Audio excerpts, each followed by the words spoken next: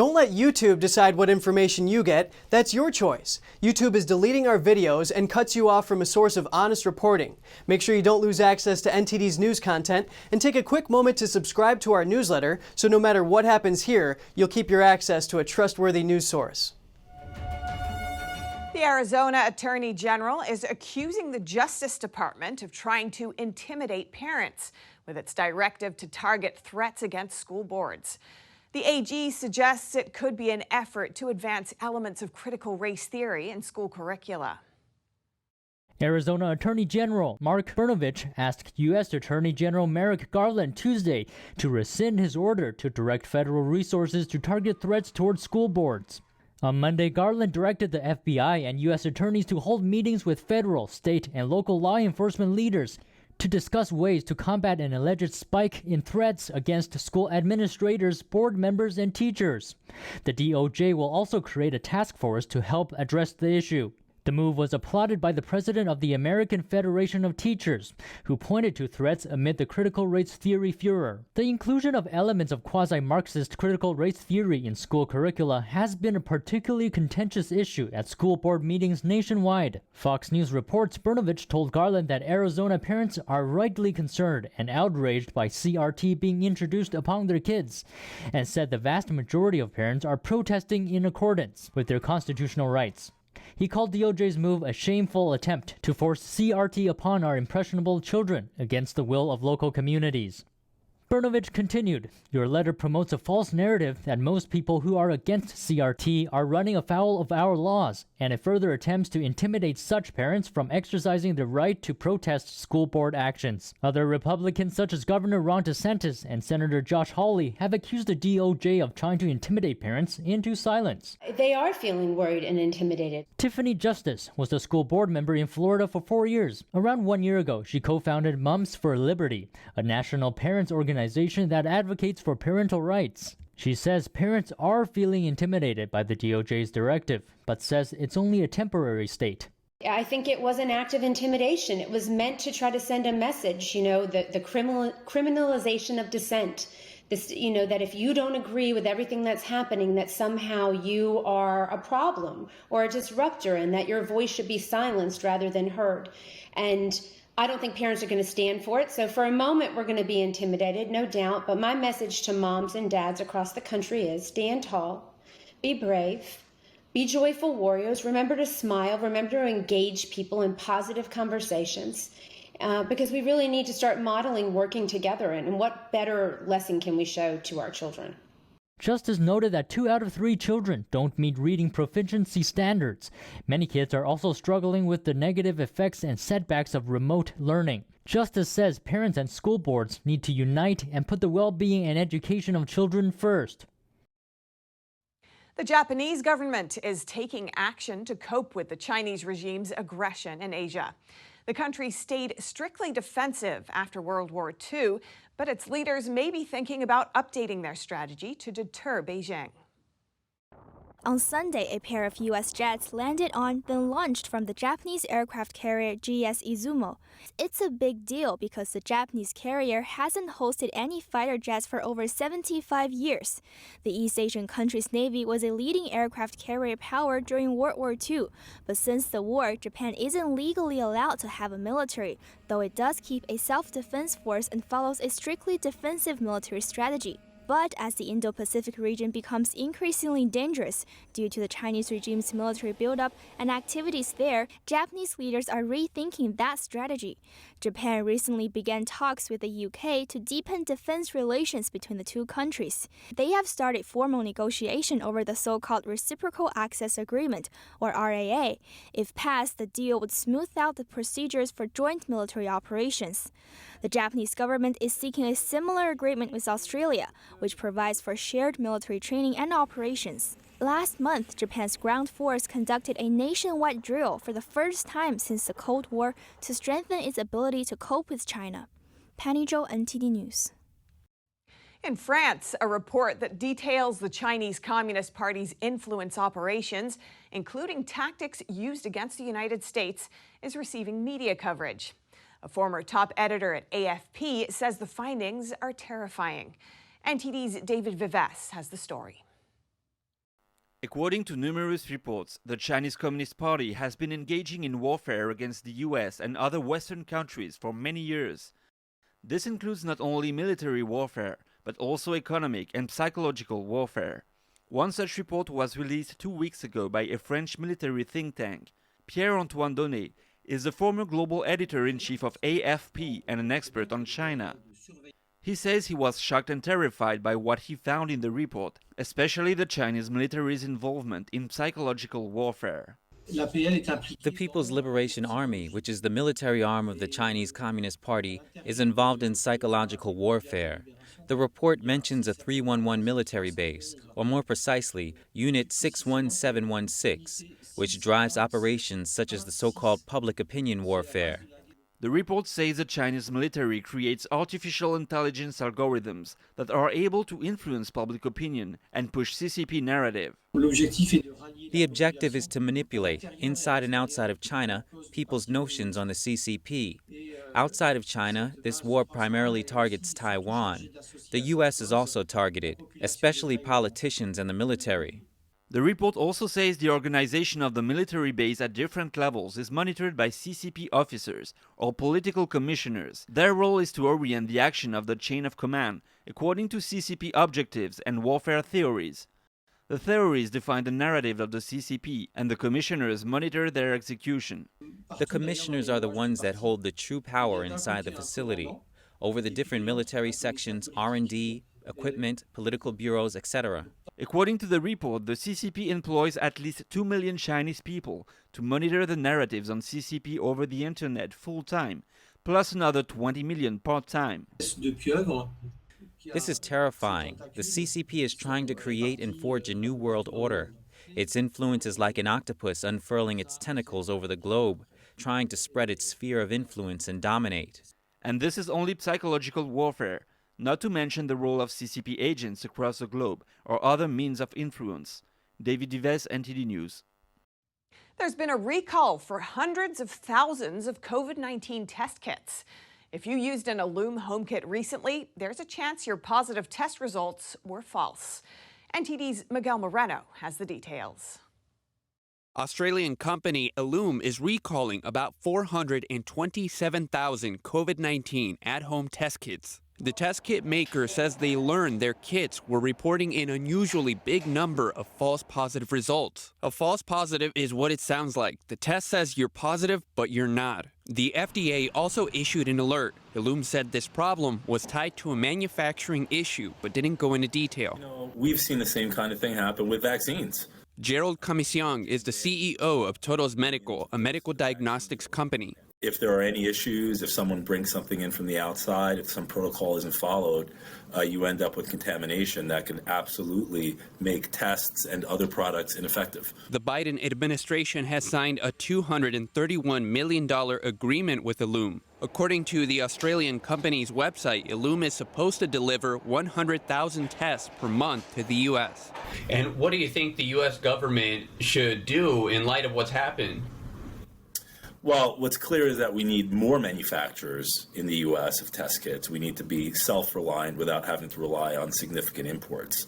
Since the beginning of the pandemic, whether it was masks, whether it was test kits, whether it was pipette tips, we've been relying on outside parties, other countries, to give us our raw materials and sometimes our finished products. And, there was at one point a tepid agreement that the government would really back made in the USA products and build up manufacturing in response to the pandemic.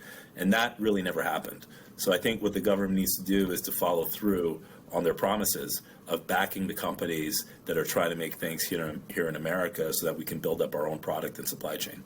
Ellume has said their contract will support the establishment of their first U.S. manufacturing facility. In an emailed statement, they told us they found the root cause of the manufacturing problem and put in more safeguards to meet their high-quality standards. Ellume tells us approximately 42,000 affected tests have been used and produced positive results, which include both true positives and false positives. The company has set up a system on their website for customers to check if their kit was marked for recall. Miguel Moreno, NTD News. The Biden administration is expanding the number of people eligible for student loan forgiveness. Thousands will soon see a reprieve on their educational debts. NTD's Phil Zhou reports.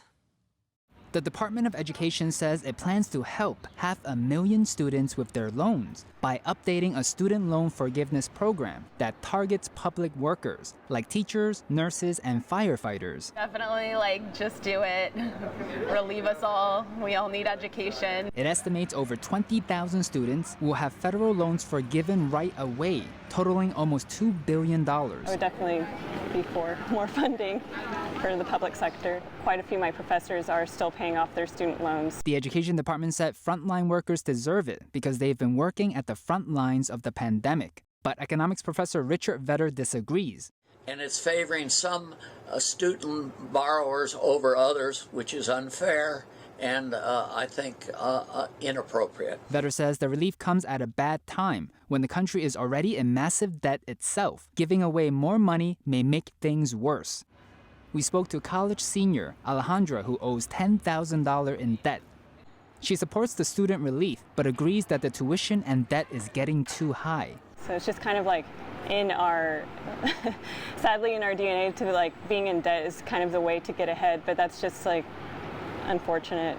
Economics professor Casey Mulligan says precisely because of government aid, that tuition keeps going higher. We subsidize education, that makes more students willing to try to go to school, and that allows the schools, the colleges and universities specifically, to charge more.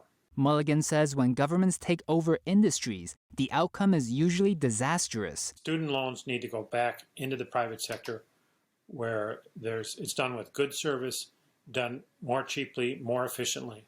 Earlier this year, the government already canceled around $6 billion in loans for students who have permanent disabilities. Phil Zhou, NTD News.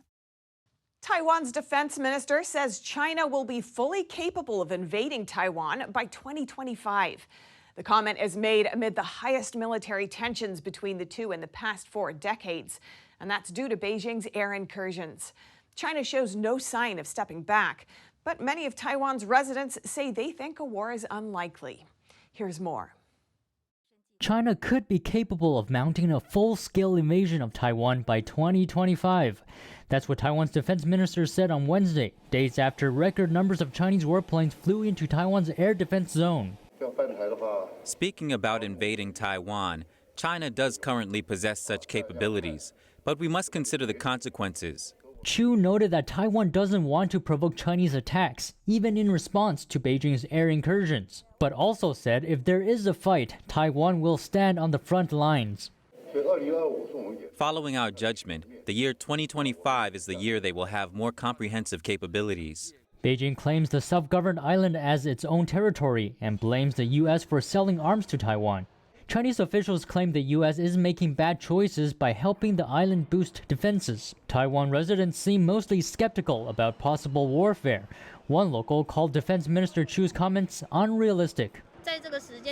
I think it seems a little unrealistic for some so-called war to break out within this time frame.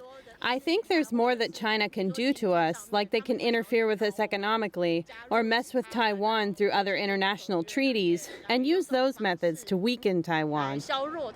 But another resident said he's very worried and described Taiwan as a great bargaining chip for fights between the U.S. and China. The drama around the infamous Rikers Island prison in New York City continues. Many want the prison closed and some want to change certain laws. NTD's Arian Pazdar has more from the city's district attorney's office. More and more tragic stories are coming out of Rikers Island. Most of the inmates on the island are waiting for trial. Now, some lawmakers want to get rid of cash bail in order to keep people out of the prison. I have never seen anything as brutal and horrific as what is happening on Rikers Island today. In cash bail now! In cash bail now! New York City already underwent bail reform last year.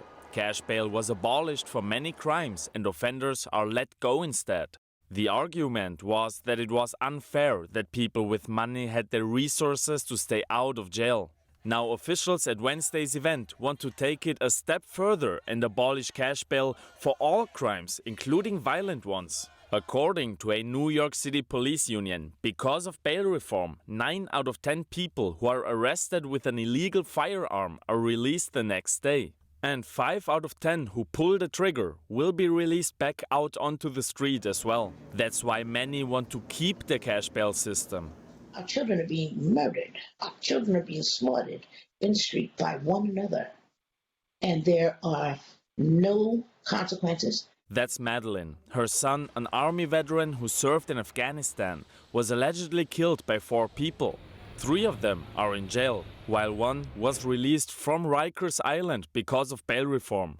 So she has been free, out on bail, coming and going, home with her family, her children, working in Harlem, like she didn't just participate in a murder of another human being.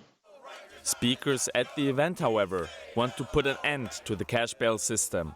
Ariane Pastar, NTD News, New York. Google is planning to use artificial intelligence to time traffic lights more efficiently. It's part of an effort to reduce emissions. Here's NTD's Eileen Eng with more details. Do you ever feel like traffic lights can do a better job at detecting how many cars are waiting at a long red light? Well, Google may have a solution for that. Google announced on Wednesday it will use AI to optimize signal lights at intersections in an entire city. It's part of an effort to boost efficiency and reduce emissions. The AI will come to Rio de Janeiro, Brazil. So instead of manually measuring and calculating timings, one of our AI research groups has found a way to accurately calculate the traffic conditions and the timing at most intersections in cities around the world. And then they're training a model on that data to optimize those inefficient intersections. The tech giant conducted an early phase research at 4 locations in Israel and estimated that the technology reduced fuel use and traffic delays by 10 to 20%. The company says it plans to speak with other cities around the world and test the software in Rio de Janeiro next. Based on early results in Israel, Rio de Janeiro's Municipal Traffic Authority expressed high hopes for the AI to improve traffic signals. According to Reuters, the system should be introduced within months. Last year, we made one of the boldest commitments yet, to run on carbon-free energy by 2030, every hour of every day. That means every question you ask Google, every Gmail you send, every YouTube video you watch, will be delivered without emitting any carbon into the air. The announcement is part of a series of updates that will give users the option to be more sustainable. This includes information on carbon emissions for Google flights, the most fuel-efficient route on Google Maps, and energy-intensive home appliances for shopping. Google also announced a new service for Nest thermostats called Nest Renew for people to save more money from home. It can automatically adjust electricity usage to times when energy is cleaner or less expensive. Eileen Eng, NTD News, California.